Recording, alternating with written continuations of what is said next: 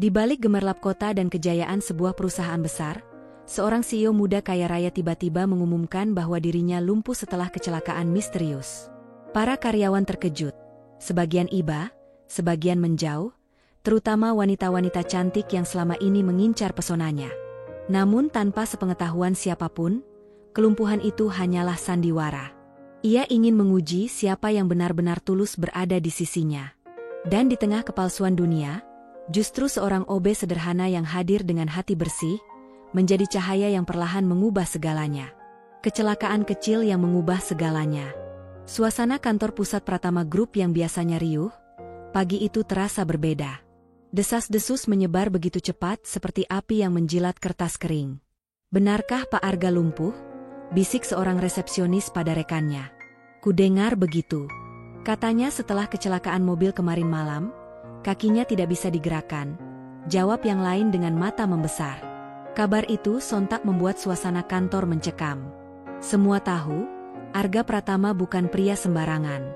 Usianya baru 32 tahun, tampan, cerdas, dan kaya raya. Ia membangun kerajaan bisnisnya dari nol, menjadikannya sosok idola sekaligus incaran banyak wanita. Namun kini, sang CEO datang dengan kursi roda yang didorong oleh asistennya. Jas hitamnya tetap rapi, wajahnya tetap berwibawa, tapi tatapan matanya, dingin, penuh perhitungan. "Selamat pagi semuanya," ucap Arga datar. Beberapa karyawan buru-buru berdiri dan menunduk hormat. Ada yang terlihat benar-benar khawatir, tapi tak sedikit pula yang hanya melirik lalu pura-pura sibuk. Arga mengamati setiap ekspresi itu satu persatu. Menarik. Ternyata simpati tak semurni yang terlihat. Di ruangan rapat, beberapa manajer senior berkumpul. "Pak Arga, bagaimana kondisi Bapak sebenarnya? Apakah perlu kami cari pengganti sementara?" tanya Pak Surya, Direktur Keuangan. Arga tersenyum samar. "Kondisiku baik. Hanya saja, kaki ini belum bisa kugunakan. Tapi otakku masih berfungsi dengan sangat baik, Pak Surya. Jadi tidak perlu bicara soal pengganti." Hening sejenak. Beberapa manajer bertukar pandang, jelas ragu apakah CEO mereka masih sanggup memimpin. Sementara itu, di koridor kantor, terdengar bisikan lain. "Astaga, jadi benar dia lumpuh? Sayang sekali, padahal dia sempurna sekali sebelumnya," ucap seorang staf wanita sambil merapikan rambutnya. "Ya ampun, kalau lumpuh, masa depan kita gimana? Aku tadinya berharap bisa dekat dengannya," balas rekannya setengah berbisik. Tak jauh dari sana, seorang sekretaris bernama Mira mendengar percakapan itu. Ia mendengus kesal. "Kalian ini bicara seenaknya. Pak Arga tetaplah pemimpin kita. Kecelakaan tidak mengurangi kemampuannya." Kedua wanita itu terdiam, pura-pura sibuk, meski jelas rasa kagum mereka pada Arga mulai memudar. Di dalam ruang kerjanya, Arga menyandarkan tubuh.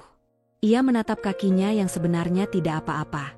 Semua ini hanyalah sandiwara, sebuah ujian untuk melihat siapa yang benar-benar tulus berada di sisinya, dan siapa yang hanya menempel karena kekuasaan serta kekayaannya.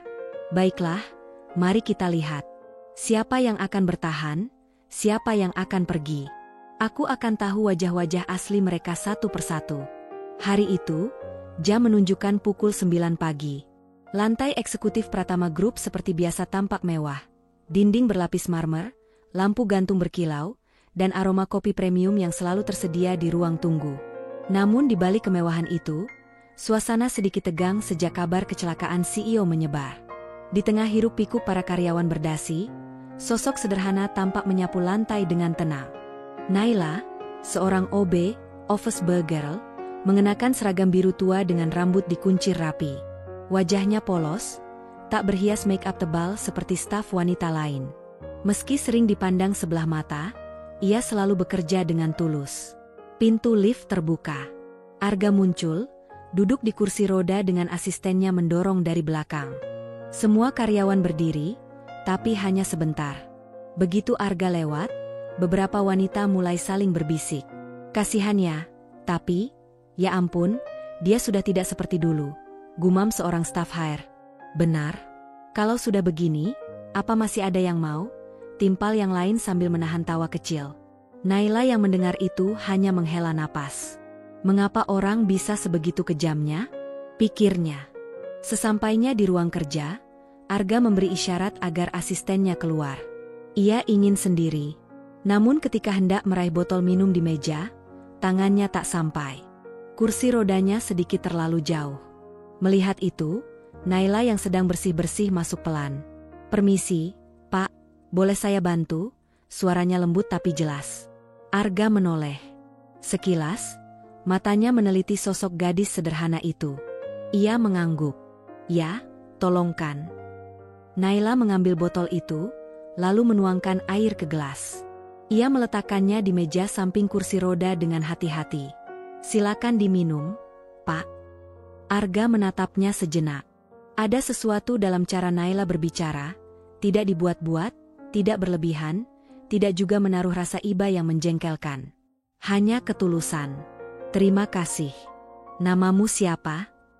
"Naila, Pak. Saya biasanya bertugas bersih-bersih di lantai ini." Arga mengangguk pelan. Aku jarang melihatmu." Naila tersenyum tipis. "Itu wajar, Pak. Saya biasanya bekerja sebelum Bapak datang." Arga menyesap airnya, masih memperhatikan Naila. Aneh, dia tidak menatapku dengan pandangan kasihan, seperti yang lain. Juga tidak menjauh dengan jijik. Justru, normal, seolah aku masih pria yang sama. Beberapa hari berlalu. Naila makin sering muncul di ruangan Arga. Ia membantu hal-hal kecil. Menyiapkan teh, merapikan meja, atau sekadar memastikan kursi roda tidak terhalang kabel listrik. Namun perhatian kecil itu justru membuat Arga merasa dihargai. Suatu siang, saat Naila sedang membersihkan rak buku, dua staf wanita masuk membawa dokumen. Mereka melirik Naila dari atas sampai bawah, lalu saling tersenyum sinis. Naila, rajin sekali kamu di sini. Jangan-jangan kamu juga berharap jadi orang penting ya?" Sindir salah satunya. Yang lain menambahkan, "Iya, siapa tahu Pak Arga sekarang butuh perawat pribadi." "Lumayan, kan?" Naila tersipu, tapi ia tetap tenang. "Saya hanya menjalankan tugas saya. Tidak lebih." Arga yang mendengar dari kursi roda mengangkat alis. "Cukup. Urus pekerjaan kalian, jangan ganggu orang yang sedang bekerja dengan baik." Kedua staf itu terdiam, wajah mereka memerah sebelum buru-buru keluar. Setelah ruangan kembali hening, Naila berbisik lirih. "Maaf, Pak. Karena saya, Bapak jadi harus marah." Arga menatapnya dalam-dalam. "Jangan minta maaf, Naila. Mereka yang salah. Dan, aku menghargai sikapmu. Tidak semua orang bisa tetap rendah hati seperti itu." Naila tersenyum kecil. Ada kehangatan yang sulit dijelaskan dalam tatapan mereka saat itu. Untuk pertama kalinya sejak lumpuh, Arga merasa tidak sendirian. Gadis ini berbeda, batin Arga. Mungkin, justru dari kesederhanaan seperti inilah aku akan menemukan ketulusan yang selama ini kucari. Hari berganti, hubungan hangat antara Arga dan Naila mulai menjadi perhatian. Meski Naila hanyalah seorang OB, kehadirannya di ruang CEO semakin sering terlihat. Ia selalu datang dengan senyum tulus, menanyakan kebutuhan kecil, atau sekadar memastikan ruangan tetap rapi. Namun tidak semua orang senang melihat itu. Di balik pintu kaca kantor, seorang wanita menatap penuh perhitungan. Alicia Santoso, kepala divisi pemasaran, terkenal dengan kecantikan dan ambisinya. Tubuh tinggi semampai, parfum mewah, dan penampilan berkelas selalu membuatnya menonjol. Sejak lama ia mengincar Arga, bukan hanya karena ketampanan pria itu, tetapi juga karena harta dan statusnya. Kini, melihat seorang OB sederhana begitu dekat dengan sang CEO, hatinya terbakar. Apa-apaan gadis itu? Berani sekali mendekati Arga, seolah-olah ia pantas, gumam Alicia sambil mengepalkan tangan. Siang itu, Alicia masuk ruang Arga dengan langkah anggun. "Pak Arga," suaranya manis, dibuat-buat. "Saya dengar Bapak butuh seseorang untuk membantu sehari-hari. Izinkan saya yang merawat Bapak." Arga mengangkat alis. "Oh, tapi sepengetahuanku, itu bukan tugas seorang kepala divisi pemasaran." Alicia tersenyum, meski matanya tajam. "Bapak tentu tahu, saya peduli pada kondisi Bapak. Lagi pula, masa Bapak lebih percaya pada seorang OB daripada saya? Naila yang kebetulan sedang menyiapkan teh, hanya terdiam. Ia tahu maksud kata-kata itu menusuk dirinya. Arga melirik Naila, lalu kembali ke Alicia. Kalau kau ingin membantu, silakan. Aku tidak menolak bantuan siapapun. Alicia segera mendekat. Ia hendak menyentuh kursi roda Arga, tapi wajahnya berubah seolah menahan rasa jijik. Tangannya berhenti di udara, lalu ia menarik napas. Biar saya dorong kursinya, Pak. Namun ketika mulai mendorong, ekspresi Alicia jelas tidak nyaman. Ia menjaga jarak, seolah kursi roda itu sesuatu yang kotor. Bahkan ketika Arga menjatuhkan pena, Alicia hanya berdiri terpaku. Bapak bisa ambil sendiri, kan? Atau, biar Naila saja, katanya cepat, lalu mundur selangkah. Arga menatapnya dingin. Tidak usah. Aku bisa urus sendiri. Ia mengambil pena dengan tenaganya, walau sedikit sulit. Naila hanya menunduk, menahan rasa iba, bukan pada Arga, melainkan pada sikap Alicia. Hari-hari berikutnya, gosip mulai beredar di seluruh kantor. Dan jelas, gosip itu berasal dari mulut Alicia.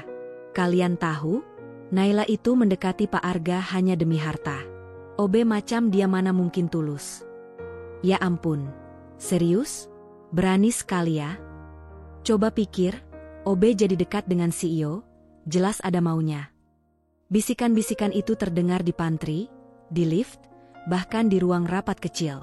Banyak karyawan mulai melirik Naila dengan tatapan merendahkan.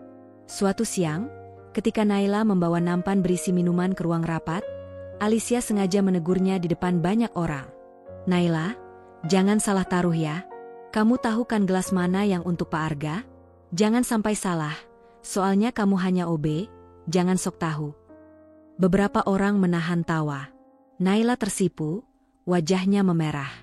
Ia ingin membela diri, tapi lidahnya keluh. Ia hanya meletakkan minuman dengan hati-hati, lalu keluar dengan kepala tertunduk. Di lorong, ia berhenti sejenak. Matanya berkaca-kaca. Kenapa semua orang begitu cepat percaya gosip? Apa aku salah karena hanya ingin membantu Pak Arga dengan tulus? Namun, meski hatinya terluka, Naila tetap datang setiap hari. Ia tetap menyapa Arga dengan senyum yang sama, tetap merapikan meja, tetap menuangkan air dengan lembut. Dan Arga, ia memperhatikan semua itu. Ia tahu gosip apa yang beredar, ia tahu hinaan apa yang ditujukan pada Naila. Di dalam hatinya, muncul kekaguman yang lebih dalam. Naila bertahan meski dihina.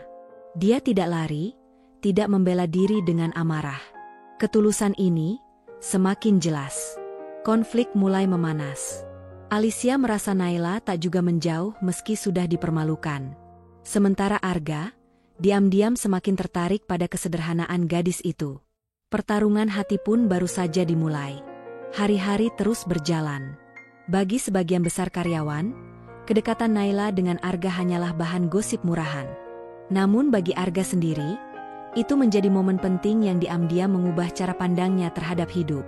Arga selalu dikelilingi wanita yang menawan, bergelimang harta, berlomba menampilkan kecantikan dan kepalsuan. Tapi semua itu perlahan terasa hambar sejak ia merasakan ketulusan sederhana dari Naila. Suatu sore, setelah rapat panjang yang melelahkan, Arga kembali ke ruang kerjanya. Ia tampak letih, bahunya tegang. Naila yang baru selesai membersihkan ruangan masuk membawa segelas teh hangat. Pak Arga, sebaiknya minum dulu. Tehnya bisa membantu menenangkan. Arga menatapnya sejenak, lalu tersenyum samar. Kau selalu tahu apa yang kubutuhkan. Saat Arga hendak mengambil gelas, tangannya gemetar sedikit karena kelelahan. Tanpa banyak bicara, Naila langsung berjongkok di samping kursi roda. Biar saya bantu, Pak, katanya lembut, lalu menyuapkan teh itu perlahan. Arga terdiam. Rasanya aneh, selama ini tidak pernah ada wanita yang berani memperlakukannya sehangat itu tanpa raut jijik atau pura-pura manis. Naila, suaranya lirih. Kau tidak pernah merasa terbebani melakukan ini. Naila menggeleng sambil tersenyum. Tidak, Pak. Saya malah senang bisa membantu. Saya tahu posisi Bapak tidak mudah. kadang orang hanya melihat dari luar. Tapi saya percaya, setiap orang tetap butuh didengarkan, tetap butuh ditemani.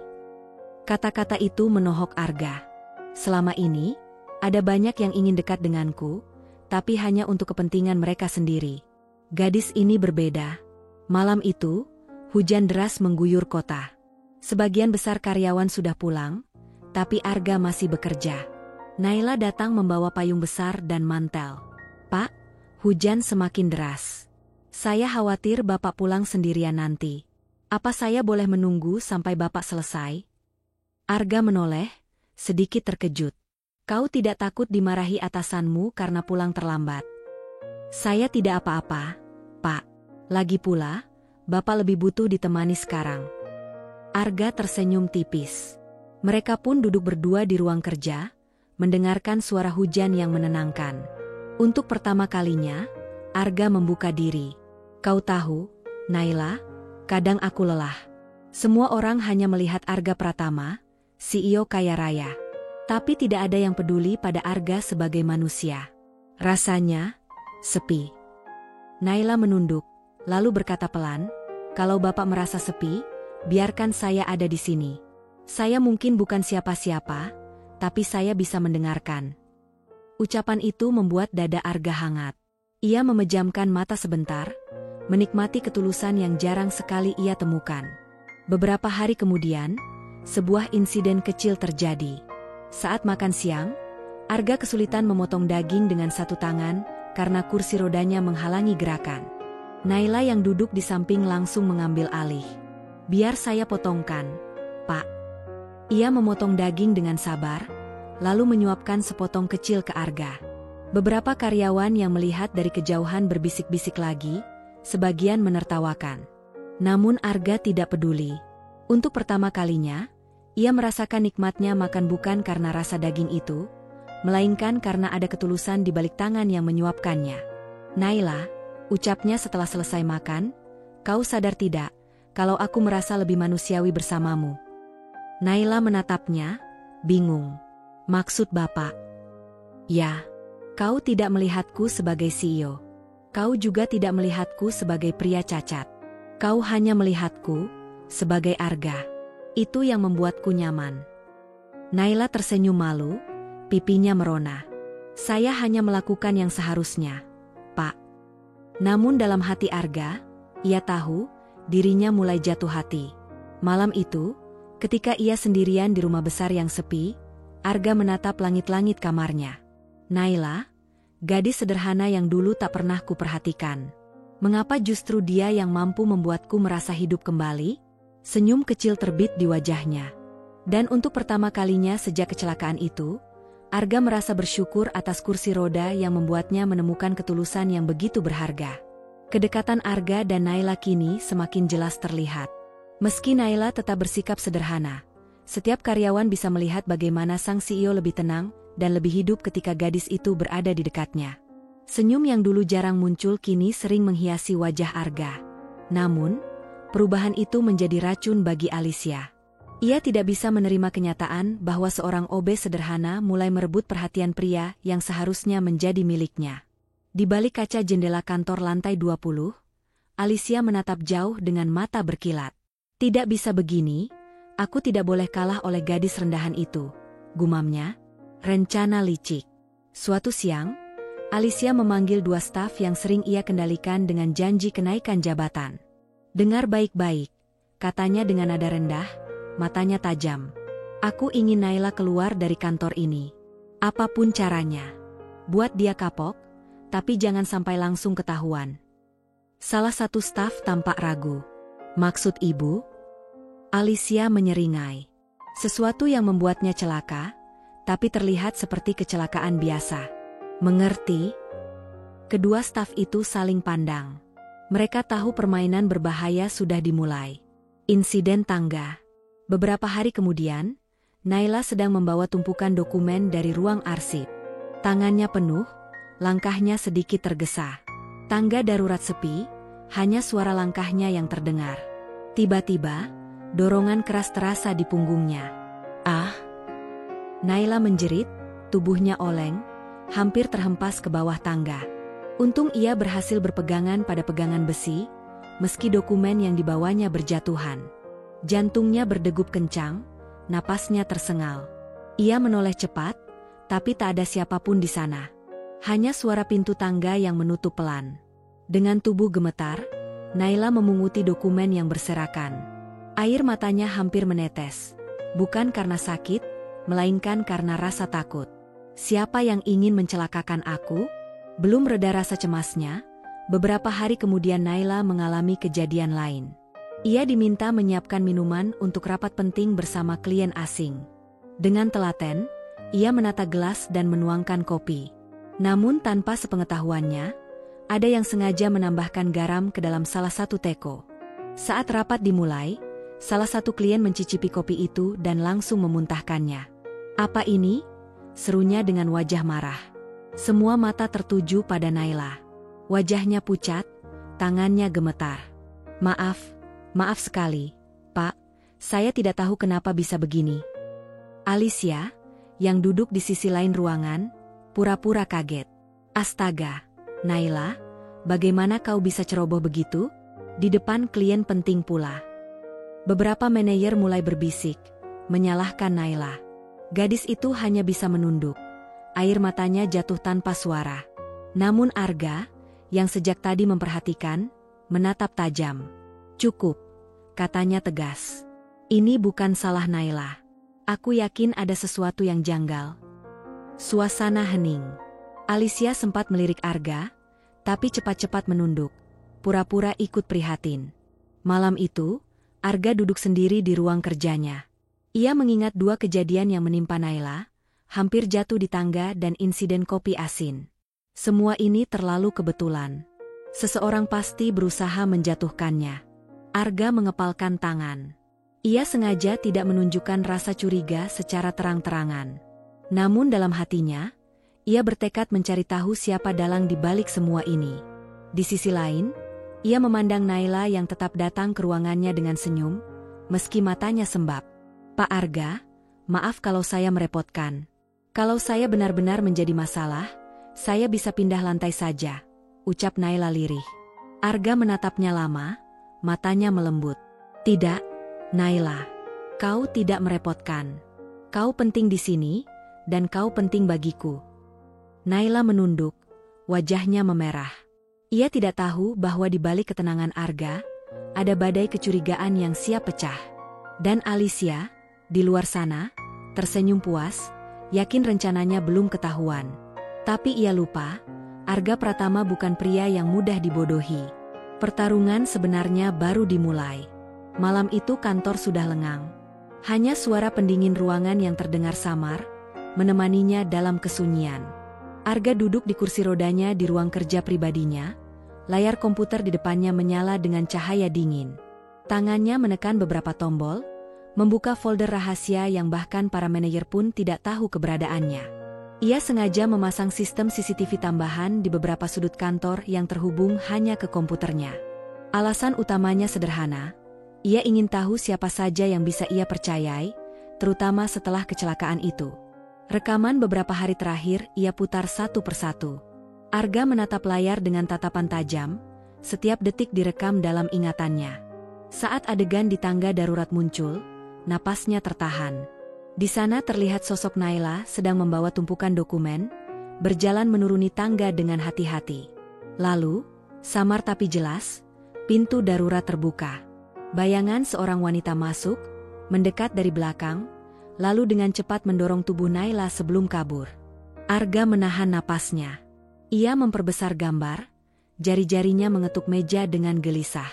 Wajah wanita itu terlihat jelas saat menoleh sekilas. Alicia. Arga mengepalkan tangannya begitu kuat hingga buku-bukunya memutih. "Alicia," gumamnya lirih, penuh amarah yang ditahan. Tatapannya dingin, menusuk layar seakan bisa menembusnya. Ia melanjutkan memutar rekaman lain, kali ini dari pantry kantor. Tampak Alicia masuk diam-diam, membawa sesuatu kecil di tangannya. Ia membuka toples garam, menuangkannya ke dalam teko kopi yang sudah disiapkan Naila, lalu pergi dengan ekspresi puas. Semua terekam jelas tanpa bisa disangkal. Arga bersandar di kursi rodanya, matanya menatap kosong ke layar. Dalam kepalanya, amarah dan kekecewaan bercampur. Ia sudah lama tahu Alicia ambisius, tapi ia tidak pernah menduga wanita itu bisa sekejam ini. Bukan hanya iri, tetapi tega mencelakai Naila yang tak bersalah. Hatinya bergemuruh, ingin sekali ia memanggil Alicia saat itu juga, melemparkan bukti di wajahnya, dan mengusirnya dari perusahaan. Namun Arga menahan diri.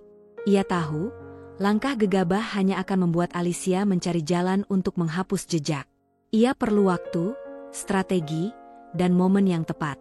Sambil menatap layar yang kini gelap setelah rekaman selesai, Arga menarik napas panjang. Kau pikir aku tidak akan tahu, Alicia? Kau salah besar. Aku akan membiarkanmu bermain, sampai saatnya aku membongkar semua di depan orang-orang. Tatapannya beralih ke foto kecil yang terpajang di meja, foto ayahnya yang dulu selalu berkata bahwa seorang pemimpin sejati harus sabar menunggu waktu untuk menyerang. Arga tersenyum tipis, penuh perhitungan. Di balik amarahnya, ada ketenangan yang berbahaya. Ia sudah menentukan, Naila harus tetap aman, dan Alicia harus menerima akibat dari semua perbuatannya. Malam itu, ketika keluar dari ruangannya, Arga merasakan sesuatu yang berbeda di dalam dadanya. Rasa marah itu bercampur dengan tekad. Naila bukan hanya seorang OB baginya sekarang, tetapi seseorang yang ingin ia lindungi sepenuh hati. Dan demi Naila, ia rela menahan diri sampai saat yang tepat tiba. Lampu kantor satu persatu padam, menyisakan bayangan Arga yang melintas di lorong. Wajahnya tegas, matanya dingin, seolah sedang menyusun bidak dalam permainan catur. Alicia mungkin merasa menang, tapi ia tak tahu dirinya hanya pion yang menunggu giliran untuk dijatuhkan. Dalam hati Arga berbisik, tunggu saja, Alicia. Waktu balasanku akan datang. Dan kau tidak akan bisa lari. Hari itu, suasana kantor Pratama Group jauh lebih megah dari biasanya. Aula besar di lantai 25 dipenuhi karyawan dari berbagai divisi, para manajer, bahkan beberapa tamu penting dari luar negeri. Acara itu disebut sebagai Annual Meeting Appreciation Day, sebuah rapat besar sekaligus perayaan tahunan perusahaan. Semua orang menunggu sambutan utama dari Arga Pratama, sang CEO. Di depan panggung, sebuah kursi roda mewah sudah disiapkan. Beberapa staf berbisik-bisik, ada yang penuh simpati, ada juga yang menahan tawa sinis. Apa iya Pak Arga masih bisa memimpin perusahaan sebesar ini? Kau lihat saja, dia bahkan tidak bisa berjalan, entah sampai kapan. Tapi tetap saja, pria sekaya dia tidak akan jatuh miskin hanya karena lumpuh. Di sudut ruangan, Naila berdiri dengan wajah gugup. Ia tahu Arga tampak tenang, tapi hatinya ikut gelisah. Sejak beberapa insiden terakhir, ia merasa ada sesuatu yang disembunyikan oleh pria itu. Musik penghormatan bergema. Arga masuk dengan kursi roda, didorong oleh asistennya. Semua mata tertuju padanya. Wajahnya datar, tapi matanya menyapu ruangan penuh wibawa. Selamat pagi, semua. Suara Arga bergema melalui mikrofon. Hari ini bukan hanya tentang laporan tahunan atau prestasi perusahaan. Hari ini, tentang kejujuran, ketulusan, dan siapa yang benar-benar layak disebut keluarga dalam Pratama Group. Karyawan saling berpandangan, bingung dengan arah kata-katanya. Arga berhenti sejenak, lalu menghela napas. Tangannya bergerak perlahan, menekan tuas di samping kursi rodanya. Semua orang menahan napas ketika ia menempatkan kedua kakinya di lantai. Dan tiba-tiba, Arga berdiri tegak. Ruangan sontak gempar. Ada yang berteriak kecil, ada yang menutup mulut tak percaya. Astaga, dia bisa berdiri. Bukankah selama ini dia lumpuh? Naila membeku di tempatnya, air matanya langsung memenuhi mata. Jadi selama ini, Pak Arga hanya berpura-pura? Arga menatap seluruh ruangan dengan penuh wibawa. Ya, aku tidak pernah benar-benar lumpuh. Aku hanya ingin melihat siapa yang benar-benar tulus berada di sisiku, dan siapa yang hanya menempel demi kepentingan pribadi. Bisik-bisik makin riuh. Wajah beberapa karyawan pucat. Alicia, yang berdiri di barisan depan, tampak terguncang. Bibirnya bergetar, tapi ia berusaha tetap tenang. Arga melangkah perlahan ke arah podium. Setiap langkahnya menimbulkan decak kagum sekaligus terkejut. Ia lalu mengangkat sebuah remote kecil dan menekan tombol. Layar besar di belakangnya menampilkan rekaman CCTV. Semua mata terbelalak. Di sana jelas terlihat Alicia mendorong Naila di tangga darurat. Rekaman berikutnya menunjukkan Alicia menaburkan garam ke teko kopi. Beberapa karyawan menutup mulut, tidak percaya dengan apa yang mereka lihat. Alicia Santoso, suara Arga tegas dan dingin. Selama ini kau mencoba mencelakai orang yang paling tulus di antara kita semua. Kau menyebarkan gosip, menghina, bahkan berusaha menjatuhkan Naila, hanya karena iri dan ambisi pribadimu. Semua bukti sudah ada. Mulai hari ini, kau resmi dipecat dari Pratama Group. Alicia terdiam, wajahnya merah padam. Tidak, itu tidak benar. Seseorang menjebak saya. Cukup. Arga memotongnya. Rekaman tidak bisa berbohong. Kau sudah mempermalukan dirimu sendiri.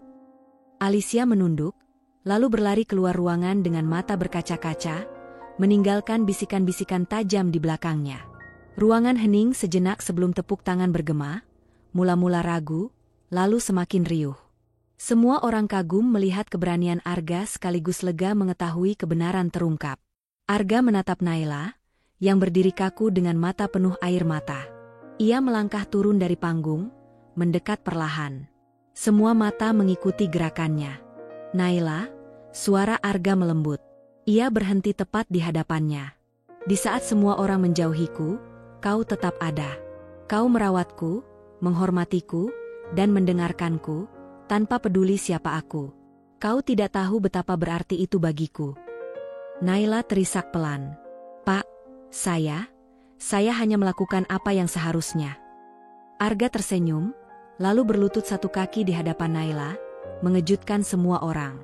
Ia mengeluarkan sebuah kotak kecil dari saku jasnya, membukanya perlahan. Sebuah cincin sederhana berkilau di dalamnya. Aku tidak butuh wanita yang datang karena hartaku. Aku butuh wanita yang tulus mencintaiku apa adanya. Naila, maukah kau menikah denganku? Ruangan meledak dengan sorakan dan tepuk tangan. Beberapa karyawan bahkan bersiul, yang lain meneteskan air mata haru. Naila menutup mulutnya, tubuhnya gemetar. Air mata mengalir deras di pipinya. Pak Arga, saya mau. Arga langsung menyematkan cincin itu di jarinya. Ia berdiri kembali, lalu memeluk Naila erat.